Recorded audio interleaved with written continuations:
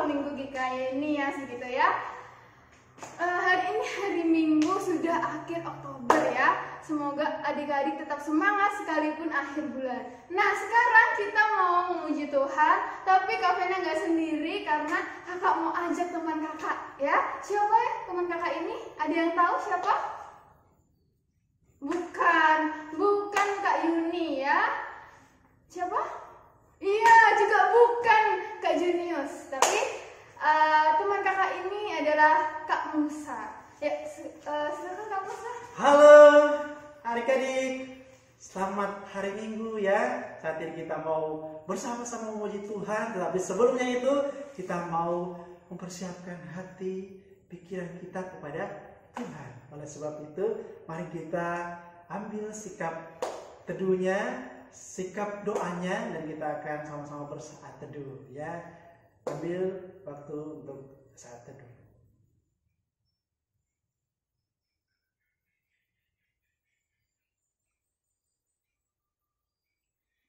Mari kita bersatu dalam doa. Bapa, kami bersyukur memiliki Allah seperti Engkau.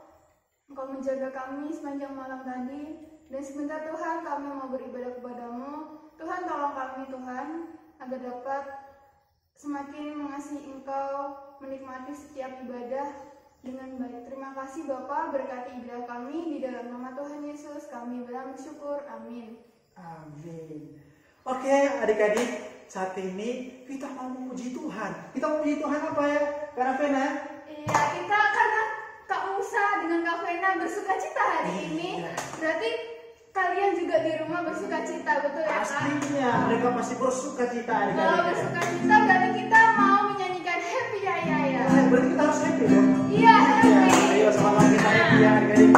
Ya, adik-adik yang di rumah yang duduk langsung bangkit berdiri, kita mau menyanyikan Happy ya ya ya. Sambil bertepuk tangan ya. Happy ya ya ya. Saya senang jadi anak Tuhan. Siang jadi kenangan, malam jadi impian. Cintaku semakin dalam. Kita nyanyi lagi lagunya. Saya senang jadi anak Tuhan.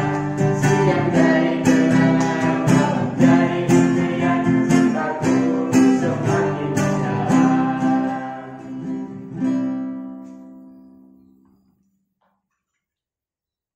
Oke adik-adik yang di rumah, saat ini kita akan memberikan persembahan ya, sebagai ucapan syukur kita atas pemeliharaan Tuhan. Sekarang dipersiapkan persembahannya, sambil kita memuji Tuhan, kita menyanyikan betapa kita tidak bersyukur.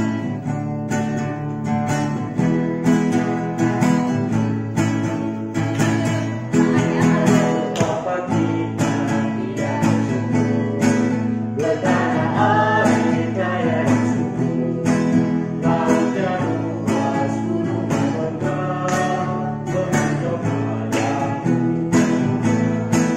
itu semua berkat karunia Allah yang agung maha kuasa. Itu semua berkat karunia Allah yang agung maha kuasa. Kita nyanyikan sekali lagi, betapa kita tidak bersyukur. Betapa kita tidak bersyukur, betapa hari kaya dan subur, laut yang luas, gunung megah, berhijau padang itu semua berkat karunia Allah yang agung maha kuasa. Itu semua berkat karunia Allah yang agung maha kuasa. Oke, kita akan doa. Pak adik-adik bisa mengikuti kakak berdoa ya. Mari kita berdoa. Tuhan, terima kasih atas berkat anugerah-Mu kepada kami. Saat ini Tuhan, kami telah memberikan persembahan. Kau berkati persembahan kami dan bisa berkenan di hadapan Tuhan. Ini doa kami, sempurnakan doa kami Tuhan di dalam nama Tuhan Yesus. Amin. Baik adik-adik, saatnya kita bersyukur ya, karena sebentar lagi kita mau mendengarkan firman Tuhan yang akan dibawakan oleh Mr. Ben. Kira-kira apa firman Tuhan yang akan disampaikan? Kita tunggu saja ya, apa yang akan dibawakan oleh Mr. Ben. Ya, intinya kita tetap fokus, duduk tenang dan mau mendengarkan firman Tuhan yang akan disampaikan. Tapi sebelum itu kita mau menyanyi dulu. Kita menyanyi lagu Kusiapkan Hatiku Tuhan. Betul-betul adik-adik mempersiapkan hati untuk Tuhan ya.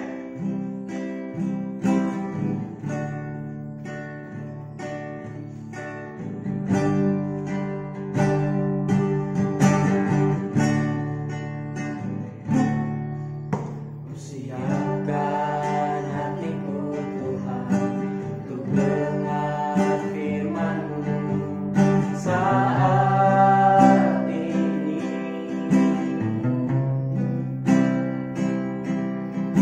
Sujud menyembah-Mu Tuhan, masuk hadirat-Mu saat ini. Curahkan urapan-Mu Tuhan bagi jemaat-Mu saat ini. Kusiapkan hatiku Tuhan untuk dengar firman-Mu. Firman Tuhan. Firman-Mu Tuhan tiada berubah,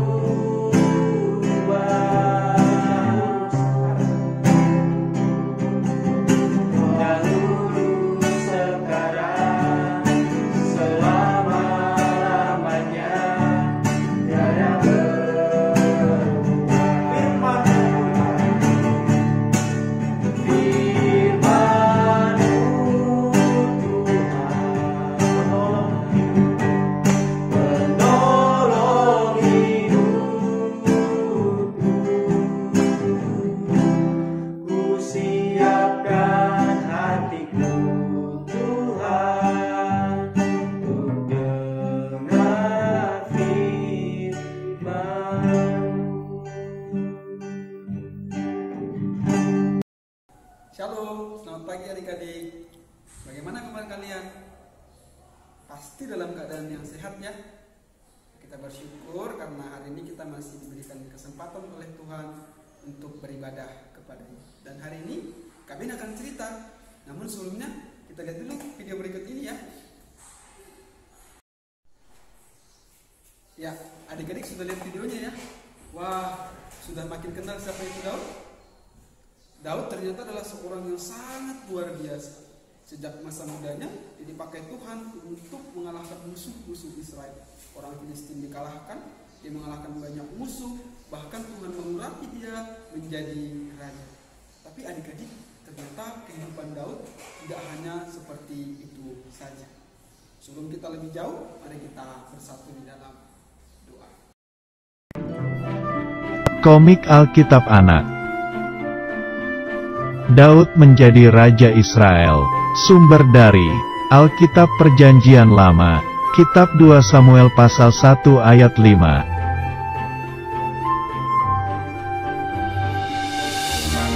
Pada waktu itu, kerajaan Israel dipimpin oleh Raja Saul.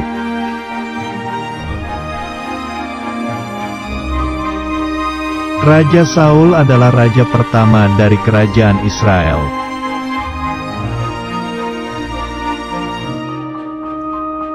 Daud adalah seorang prajurit kerajaan Israel. Daud berhasil kalahkan puluhan ribu tentara musuh.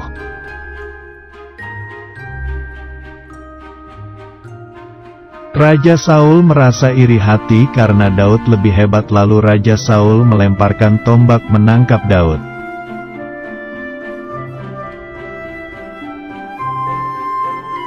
Daud menghindari serangan tombak Raja Saul dan berlari pergi menyelamatkan diri.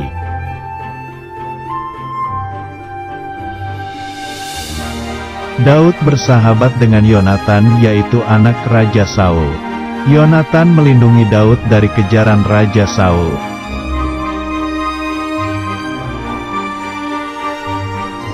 Suatu hari, Raja Saul dan pasukan Israel berperang melawan pasukan Filistin.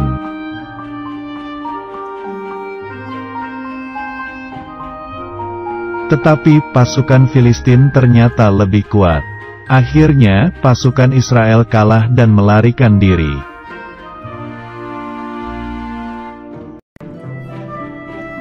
Raja Saul dan Yonatan anaknya kalah berperang dan badannya terluka oleh senjata musuh.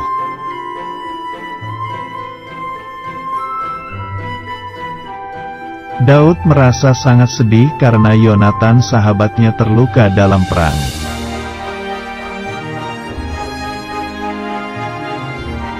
Kemudian, sesuai dengan janji Tuhan, maka Daud menjadi Raja Israel.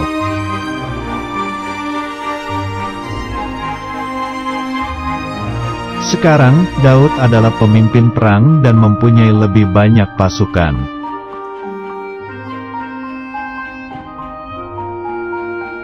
Pasukan Israel dapat mengalahkan pasukan Filistin karena Tuhan menyertai Daud.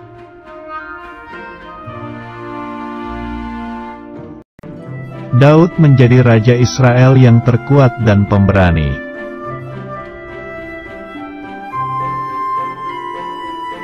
Ayat hafalan. Jika Allah di pihak kita, siapakah yang akan melawan kita? Kitab Roma pasal 8 ayat 31.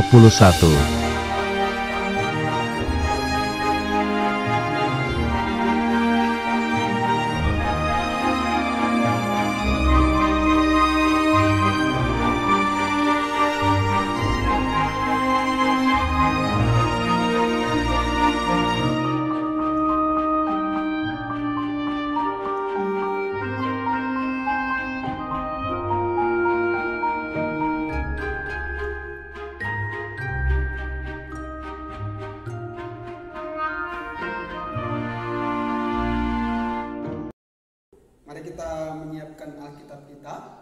Kita akan membuka satu bagian firman Tuhan dari 2 Samuel pasalnya yang ke-12. 2 Samuel pasalnya yang ke-12 ayatnya yang ke-9. Adik-adik semua silahkan persiapkan dan Kak Ben akan membacakan bagi setiap kita. Sekali lagi 2 Samuel pasalnya yang ke-12 ayatnya yang ke-9. Beginilah firman Tuhan. Mengapa engkau menghina Tuhan dengan melakukan apa yang jahat di matanya?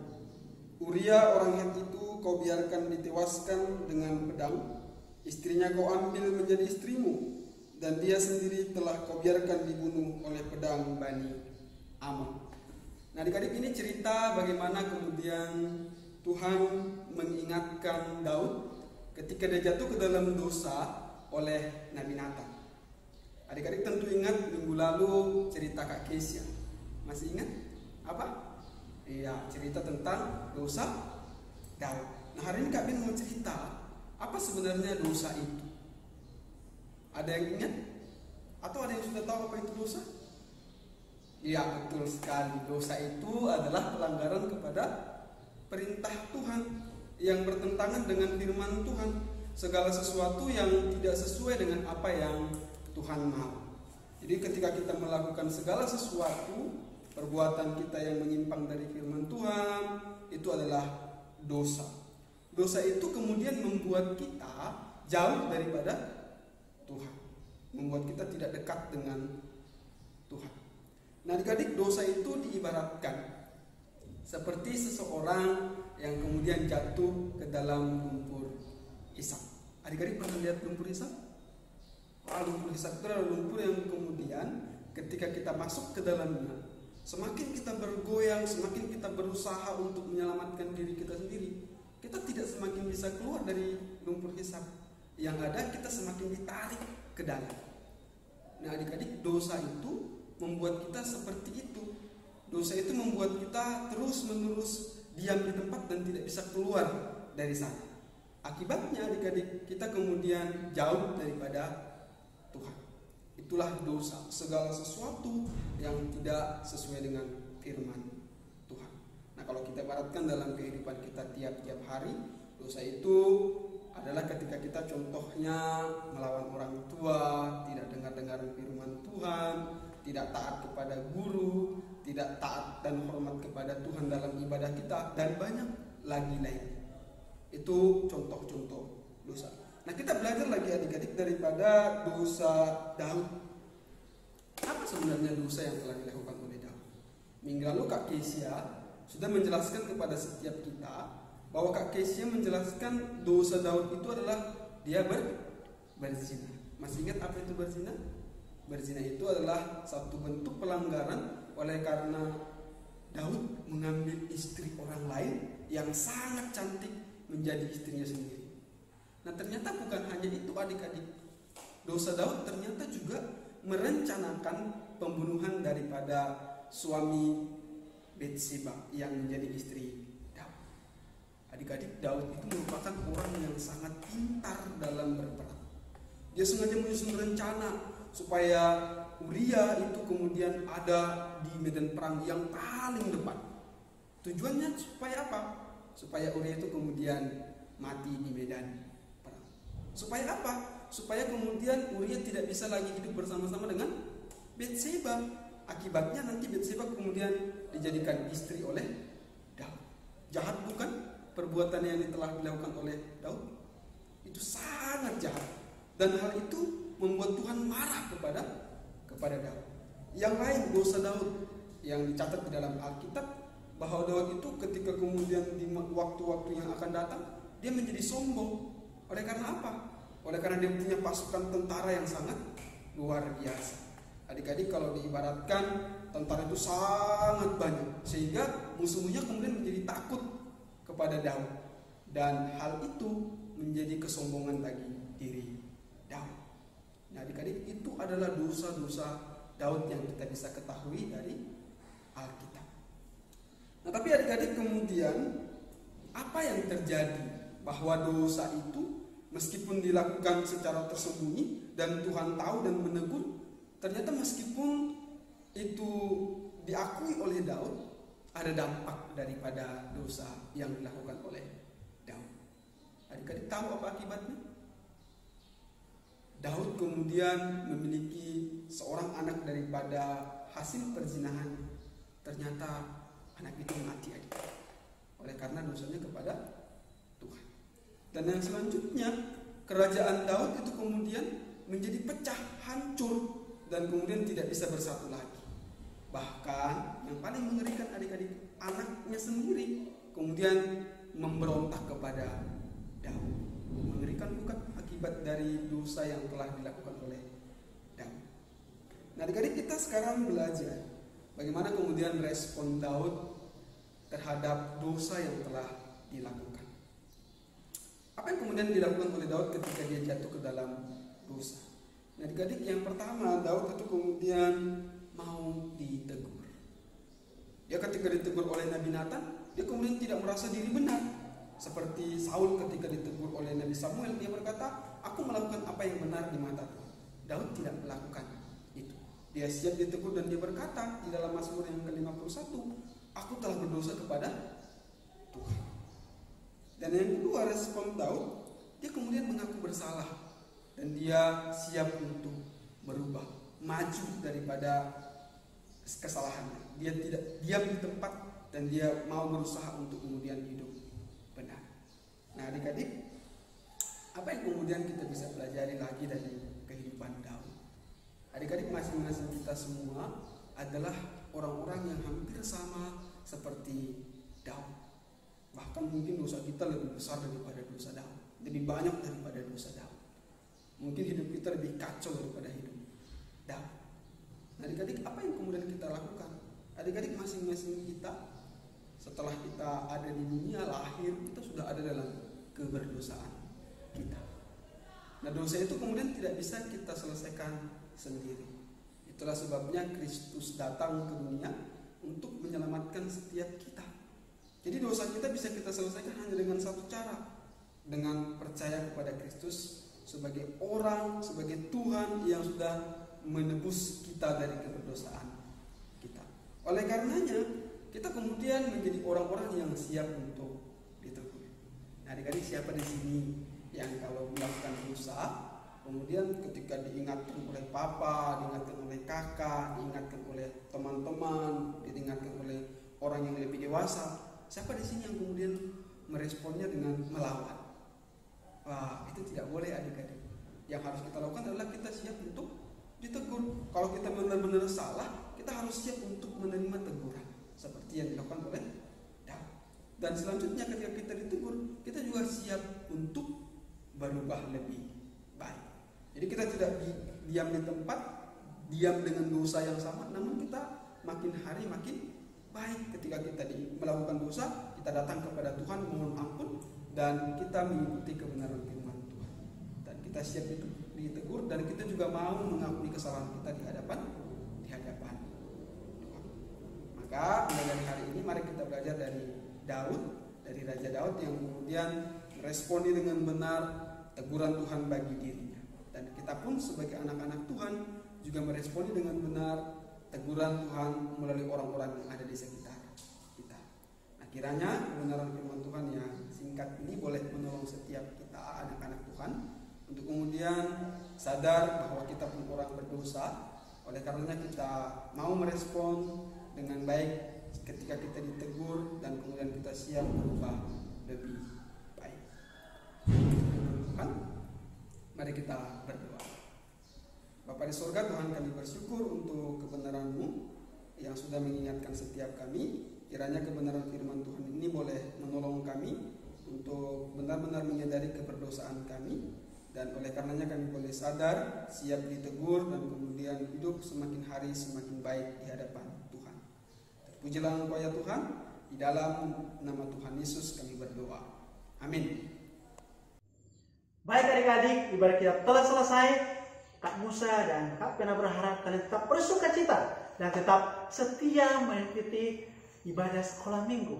Oke adik-adik, selamat hari Minggu, Tuhan Yesus memberkati.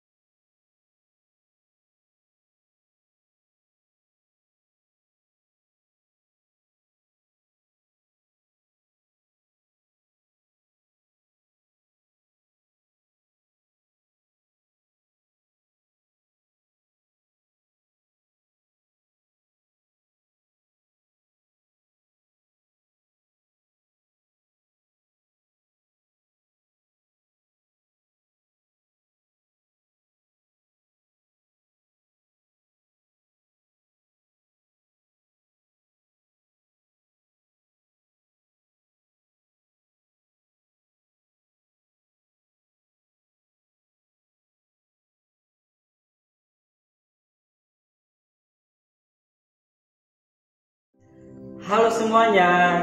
Nah, kalian masih ingat tidak dengan event kita yang dilaksanakan 2 minggu yang lalu? Ayo. Oke. Pasti masih ada yang ingat ya. Ya, yakni event Pekan Nusantara. Ya, nah di event ini kan kalian sudah mengirimkan foto-fotonya. Wow, luar biasa. Foto-fotonya kakak sudah lihat ya, Kak Ravena, ya Kak Musa dan Kak Kristo sudah lihat semuanya. Dan itu sangat luar biasa, sangat bagus sekali. Nah, kakak berharap ya kalian tidak meninggalkan budaya tersebut. Ya, ada banyak, ada yang pakai baju Jawa, wow luar biasa, ada yang pakai baju Bali, ada yang pakai baju Batak, ya baju adat Batak, ada yang pakai baju adat Nias. Semuanya cantik-cantik, semuanya ganteng-ganteng. Ya, nah saat ini ya karena kita sudah melihat foto kalian, saat ini kita ya akan mendengarkan pemenang dari lomba foto baju adat tersebut. Nah ini banyak yang menilai ya, termasuk Kak Kristo, ada Kak Ravena, ada Kak Musa ya sebagai juri untuk menilai foto-foto kalian. Nah sekali lagi kakak katakan ya bahwa foto-foto kalian itu sangat bagus semua. Nah saat ini kita akan mendengarkan pengumuman. Tadi kan kakak sudah sampaikan bahwa semuanya baik dan sangat luar biasa dari foto-fotonya. Kak Kristo, Kak Vena dan juga Kak Musa sudah melihat foto-foto kalian dan itu sangat mantap. Nah sekarang ya lewat penilaian Kak Musa, Kak Vena dan Kak Kristo, jadi kami harus memutuskan, harus mengambil 6 pemenang dari setiap foto kalian.